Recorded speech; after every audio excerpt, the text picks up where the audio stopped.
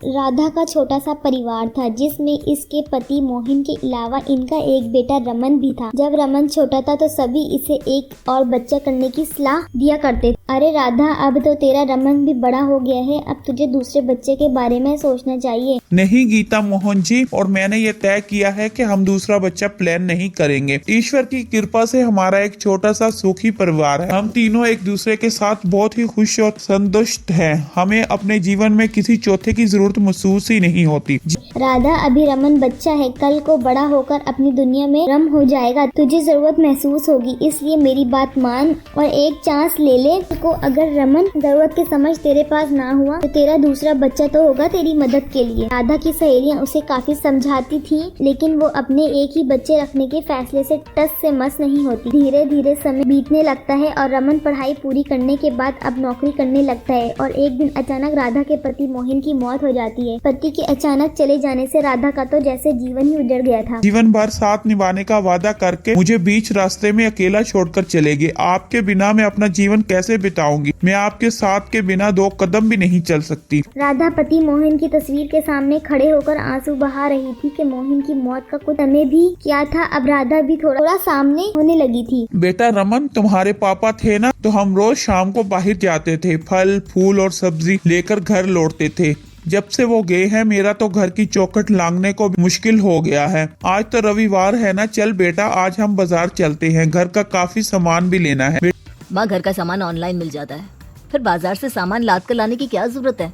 माँ जी, सामान की लिस्ट लेकर रमन सारा सामान ऑनलाइन ऑर्डर कर देता है। बेटा आज मुझे समझ में आ रहा है कि मैं कितनी अकेली हो गई हूँ। मोहन के जाने के बाद तो जैसे मुझसे इस घर में बात करने वाला भी कोई नहीं रहा। मोहन मुझे समझते थे, मुझे बाजार लेकर जाते थे ताकि बाहर आने जाने से ताजगी बनी रहे, लेकिन बेटे के पास माँ को समझ या बात करने के लिए समय ही कहाँ है। धीरे धीरे राधा अकेलेपन का शिकार होती रहती है। बेटा रमन पूरा दिन ऑफिस में रहता, शाम को घर आता तो मोबाइल में आंखें पड़ाए रहता। एक दिन रमन की बुआ का फोन आता है। अरे भाभी, कैसी हो? क्या चल रहा है आजकल? ठीक हूँ जीजी, आप सुनाओ, आज कैसे याद कर लिया? भाभी, रमन के लिए एक बढ़िया ऐसी लड़की देखी है मैंने, कहो तो बात चलाऊं? जीजी आप पहले लड़की का बायोडेटा भिजवा दो, रमन देख लेगा, फिर आगे बात बढ़ाते हैं। थोड़ी देर में बुआ जी ने लड़की पूर्वा की तस्वीर और बायोडेटा भिजवा दिया। लड़की तो बहुत अच्छी है। राधा को पूर्वा पहली नजर में पसंद आ गई थी, इसलिए बस झट मंगनी और पट ब्याह करके पूर्वा राधा के आंगन में आ गई थी। पूर्वा घर में क्या आए, राधा को तो जैसे इसकी तन्हाई का साथी मिल गया। अब तो राधा की जबान पर बस पूर्वा ही पूर्वा रहती। पूर्वा बेटा आज मालपुए बना रही हो, खाओगी ना? अरे वाह मम्मी जी,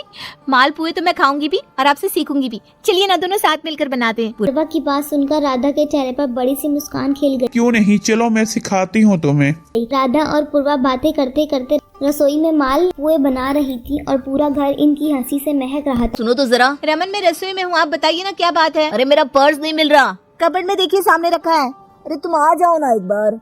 रमन डिस्टर्ब मत करिए ना, देखिए सामने ही रखा है। अरे हद हो गई है बिल्कुल। मेरी पत्नी के पास मेरे लिए समय ही नहीं है, जब देखो तब माँ के साथ लगी रहती है।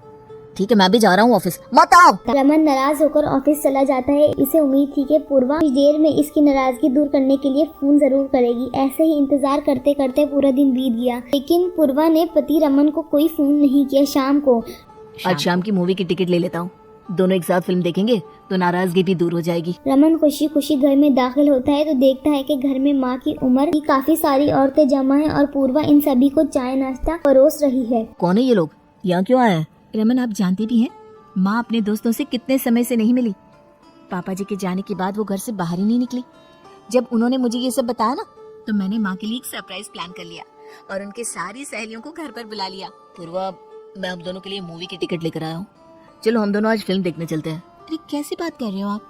घर पर इतने सारे मेहमान आए हुए हैं, मैं मम्मी जी को अकेले छोड़कर नहीं जा सकती। माँ को अकेला छोड़कर नहीं जा सकती, लेकिन मुझे मना कर सकती हो। पूर्वा की बात सुनकर रमन नाराज होकर अपने कमरे में चला जाता है। बीतते समय के साथ पूर्वा सांस राधा के और भी करीब आती रहती है। कल हमारी हाफ एनिवर्सरी है। मेरे कहने का मतलब है हमारी शादी को 6 महीने पूरे होने वाले हैं। मैं सोच रहा था क्यों ना हम इसे कुछ स्पेशल तरीके से मनाएं। रमन, मैं अभी माँ जी के साथ बाहर आई हूँ, ऐसा करते हैं शाम को आपके ऑफिस से आने के बाद आराम से बात करते हैं। इतना कहकर फोन रख देती है। अजीब चलन चल रहा है मेरे घर में। लोग अपनी नई शादीशुदा जिंदगी में इस बात से परेशान होते हैं कि माँ और बीवी के बीच में बन नहीं रही, और मैं यहाँ इस बात से परेशान हूँ कि मेरी माँ और मेरी बीवी में कुछ ज्यादा ही बन रही है। इसकी वजह से पूर्वा को तो मैं दिखाई नहीं दे रहा। जब भी मैं उसके करीब रहने की कोशिश करता हूँ वो माँ का बहाना बनाकर मुझे टाल देती है। ठीक है, अब इसे माँ के साथ ही एनिवर्सरी बना लेने दो, मुझे भी अब अपनी तरफ से कोई कोशिश नहीं करनी। शाम को रमन ऑफिस से घर पहुंचता है। इसे उम्मीद थी कि पूर्वा जरूर इससे सेलिब्रेशन के बारे में पूछेगी, लेकिन इसकी उलट पूर्वा पूरा टाइम अपनी सास और राधा की शॉपिंग का सामान खाकर बस शॉपिंग की ही बातें करती रहती है। कुछ देर बाद पूर्वा, मैं अपने कमरे में सोने जा रहा हूँ, तुम आराम से माँ के साथ बातें करो। इतनी जल्दी सोने जा रहे हैं? खाना नहीं खाएंगे क्या? नहीं पूर्वा, मैं आज ऑफिस से ही खाना खाकर चला था, तुम खाना खा लेना और सो जाना। मैं सोने जा रहा हूँ, मुझे थोड़ी थकान हो गई है। रमन से पूर्वा और माँ की बातें, इनकी हंसी बर्दाश्त नहीं हो रही, इसलिए वो बहाने बनाकर अपने कमरे में चला जाता है। पूर्वा और रमन की बीच में हर बीते दिन के साथ साथ काफी और गहरी हो जाती है। अब तो लगभग हर रोज रमन कोई काम तो कभी थकान का बहाना कर अलग कमरे में भी सोने लगा था। कुछ दिन रमन बाद भाई, नई नई शादी है और तेरा चेहरा ऐसे लटका हुआ है, क्या बात है भाई? घर में कोई दिक्कत चल रही है क्या? कहीं तेरे घर में भी माँ और बीवी के बीच घमासान शुरू तो नहीं हो गया? देख भाई, ये तो घर घर की कहानी है, इनसे निपटना सीख ले, ऐसे मुंह लटकाने से कुछ नहीं होता। अरे यार क्या बताऊं तुझे, मेरे घर की तो अलग ही कहानी है। मेरी बीवी और माँ में इतनी पट रही है कि मैं तो जैसे घर में होकर भी नहीं हूँ। पूर्वा हर समय माँ माँ करती रहती है। वो दोनों साथ में पार्लर जाती हैं, बाजार जाती हैं, शॉपिंग करती हैं और आपस में ही इतनी खुश है कि मेरी उन्हें कोई ज़रूरत ही नहीं है। पूर्वा के आने से पहले माँ किसके साथ जाकर ये सब काम करती थी? अरे यार, जब तक पापा थे वो दोनों साथ में जाया करते थे। उसके बाद एक दो बार माँ ने मुझसे कहा, लेकिन मैंने तो मना कर दिया। एक्चुअली मुझे ग्रोसरी और सब्जी भाजी के लिए मार्केट में टाइम वेस्ट करना लॉजिकल नहीं लगता। मैं सब ऑनलाइन मंगा लेता था, लेकिन जब से पूर्वा आई है ये दोनों मजे से घूम रही हैं। रमन, तो शायद प्रॉब्लम की जड़ तक पहुंच नहीं पाया। तूने अंकल के बाद आंटी जी को इतना इग्नोर किया है कि अब वो तेरे बिना ही खुश रहने की कोशिश कर रही हैं, और पूर्वा तो बस अपना फर्ज निभा रही है जो एक्चुअली तुझे निभाना चाहिए था। माँ की भी तो अपनी कोई इच्छाएं होती हैं रमन। तो अगर उन्हें समय देता, उनके साथ बाहर जाता, उनके पास बैठकर उनकी बातें सुनता, तो शायद पूर्वा को ये सब करने की जरूरत ही नहीं पड़ती। आंटी जी अकेली है और पूर्वा बस उनका अकेलापन बांटने की कोशिश कर रही है। सच बताऊं दोस्त, वो एक बहुत अच्छी लड़की है। अपने मन में गलत फहमी मत पाल, बल्कि अपनी आदतों में सुधार ला। प्रॉब्लम मेरे अंदर है और सुधार मैं पूर्वा में लाना चाह रहा था, लेकिन अब मैं अपने अंदर सुधार लाऊंगा। कल संडे है, इसलिए आज रात हम सब फिल्म देखने चलेंगे और फिर खाना भी बाहर खाएंगे। रमन, माँ के मन को समझने के लिए हर बार जरूरी नहीं, लेकिन अक्सर तुम्हें माँ को भी अपने साथ बाहर लेकर जाना चाहिए। कैद तो पंछियों को भी पसंद नहीं होती, हम तो फिर भी इंसान हैं। की गई बात रमन को अच्छी तरह से समझ में आ गई थी। उस दिन के बाद कभी भी इनके रिश्ते में खारापन नहीं आया। स्वाति की 2 माँ थी। वो अक्सर अपनी माँ से जानने की कोशिश करती कि ऐसा क्यों, लेकिन माँ हमेशा बात को टाल दिया करती। माँ, अब तो मेरी शादी हो गई है, मेरी शादी को 5 साल हो गए, अब तो बता दे कि मेरी 2 माँ और एक पता कैसे है। बेटा, तुम्हारे पिता पहले से शादीशुदा थे, हम एक ही ऑफिस में काम करते थे। उन्होंने मुझे कभी नहीं बताया कि इनकी शादी हो चुकी है, पर पता नहीं तब पता चला जब तुम हो गई थी। तो पापा ने आपको धोखा दिया? हाँ, धोखा तो दिया है। ये तो एहसान है इनकी पहली पत्नी का, जिन्होंने तुम्हारा मुंह देखकर तुम्हारे पिता को मेरे लिए धक्का दिया। लेकिन उनके भी तो बच्चे थे ना माँ। हाँ, लेकिन वो औरत तेरी माँ की तरह कमजोर नहीं थी। वो पढ़ी लिखी थी, आत्म सम्मान वाली महिला थी, जिन्होंने तेरे पिता के बिना ही अपने बच्चों को आज वो बनाया जो तेरे पिता कभी सपने में भी नहीं सोच पाते। स्वाति माँ को गले लगाकर वहाँ से ससुराल चली जाती है, लेकिन पता के धोखे को मन में बसा लेती है और फिर उसे अपने पति में भी पता का चेहरा दिखता है। सुनो, तुम्हारे ऑफिस में कौन कौन सी लड़की काम करती हैं और इनके नंबर किस नाम से सेव हैं, ये सब कुछ बता देना। ओए पत्नी रानी, कैसी बात कर रही हो? मतलब कुछ भी। देखो रोहित, मैंने ऐसा कुछ नहीं कहा जिस पर तुम इतना ओवर रिएक्ट कर रहे हो। तो मेरे ऑफिस में 3 लड़कियां काम करती हैं और तीनों को मैं बहन समझता हूँ। अच्छा, मतलब वो कहीं और काम करती हैं। रोहत सर पर हाथ रख लेता है और बिना कुछ कहे वहाँ से निकल जाता है। स्वाति को अब रोहत पर हमेशा ही शक रहता है। वो इसका फोन चेक करती है, तभी उसकी शर्ट चेक। क्यों, क्या बात है? ऑफिस तो 6 बजे ओवर हो जाता है, तुम 8 बजे क्यों आते हो? अरे तुम जानती हो ना, मैं कॉलेज के वक्त से ट्यूशन पढ़ाता हूँ, तो बस वही कोचिंग से होकर आ रहा हूँ। लेकिन आप क्यों कोचिंग टीचिंग अब तो नौकरी लग गई है ना तुम्हारी, और वहाँ से क्या मिलता है तुम्हें? वो पैसे तो मैंने आज तक नहीं देखा। मैं कुछ नहीं जानती, कल से ऑफिस खत्म होते ही घर आओगे तुम। करती है। रोहित घर अभी आ जाता है लेकिन इसका मन नहीं लगता। वो शांत होकर इधर उधर घूम रहा होता है। माँ आ जाती है। क्या बात है बेटा, आज दफ्तर से जल्दी आ गया और शांत भी है। अरे माँ, मैंने शादी करके ठीक नहीं किया। तभी वहाँ स्वाति आती है। ऐसे क्यों बोल रही हो? कहीं और किसी के साथ कुछ था क्या है ना? तो मुझे साफ साफ अभी बता दो। कैसी बात कर रही हो बहू, इतनी शकी कैसे हो सकती है?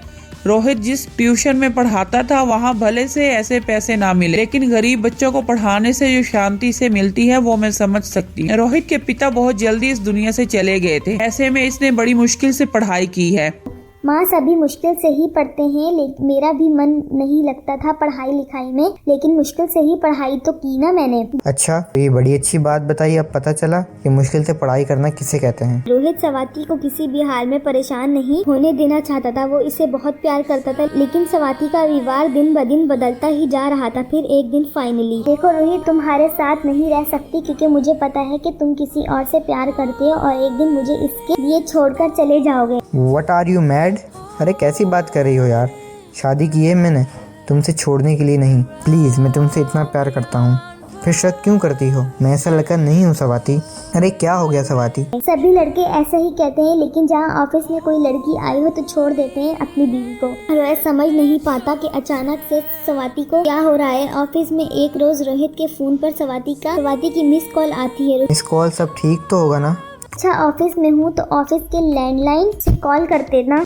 अरे हाथ में मोबाइल था तो कर दिया, इसमें कौन सी बड़ी बात है? झूठ मत बोलो, समझे मुझे। पहले तुम लैंडलाइन से कॉल करो और अपनी लोकेशन शेयर करो। रोहित परेशान हो चुका था स्वाति की शक करने की आदत से। वो समझ ही नहीं पाता कि वो क्या करे। इसे परेशान देखकर इसका दोस्त कहता है, यार क्या हो गया, सब ठीक है ना? नहीं यार, पता नहीं बीवी को क्या हो गया है, वो हर बात पर शक करती है। यार जिंदगी बहुत खराब हो गई है। शक कर रही है, वो भी बिना कुछ किए। तो तू क्यों नहीं कोई चक्कर चला ही लेता? रोहित घर आता है। क्या बात है, बड़ी गुलाबी शर्ट पहनी जा रही है और परफ्यूम भी। माजरा क्या है? क्या है यार, अब बच्चे से तो बाहर निकलूंगा ना। अरे यार, ये हुआ क्या है तुम्हें, क्यों इतना शक करती हो? पहली बार स्वाति मन की बात रोहित के सामने रखती है। तो बात ये है, लेकिन स्वाति, हर इंसान एक जैसा नहीं होता। ये मत भूलो वो महिला कितनी स्ट्रांग होगी। और यार, ये किसने कह दिया कि मर्दों के धोखे देने के बाद तरीका जीवन नहीं है? बोलो। तभी स्वाति की सांस आ जाती है और जोर जोर से चिल्लाने लगती है। मार देगी ये माँ, मुझे मार देगी। अरे बेटा मुझे बचा ले। स्वाति, ये क्या है? माँ तुमसे डर क्यों रही है? और क्या किया है तुमने मेरी माँ के साथ? बोलो माँ, क्या हुआ? कैसी बात कर रहे हो? मैंने क्या कर दिया? मैंने तो कुछ किया ही नहीं है। ये बहू के हाथ में चाकू है, देखो ये मुझे काट डाले। झूठ। माँ जी, ये चाकू आपको नहीं, बैंगन को काटने के लिए हाथ में रखा है। आज तो डिनर में बैंगन भुर्ता बना रही हूँ। झूठ बोल रही है बेटा, ये झूठ बोल रही। तू मुझे अपने भाई के घर भेज दे, मैं इसके साथ नहीं रह सकती। माँ जी, जाने अनजाने कोई गलती हो गई हो तो माफ कर दीजिए, लेकिन ऐसा मत बोलिए। मैं भला आपको क्यों मारूं? अब आप तो मेरी माँ समान है। वो मेरी सहेली है ना कमला, इसकी बहू इस पर बहुत जुल्म करती है, तो इसने इसका हाथ ही काट दिया। अरे बेटा, ये भी मेरा हाथ काट देगी, मुझे बचा ले। और ये किसने कह दिया आपको? माँ जी, आप किसी और की ये का गलत काम मेरे से कैसे जोड़ सकती हैं? मैं अलग हूँ, मेरे संस्कार और सोच अलग है। मैं ऐसा गिरा हुआ काम क्यों करूँगी? वैसे तो बेटा तेरे पिता ने क्या किया वो इसके संस्कार थे, लेकिन मेरे बेटे में मेरे संस्कार हैं। ऐसा कभी नहीं कर सकता। तू तो इसे सजा क्यों देती है रोज रोज? समझ गई माँ जी, मैं आज से रोहित पर कभी शक नहीं करूँगी।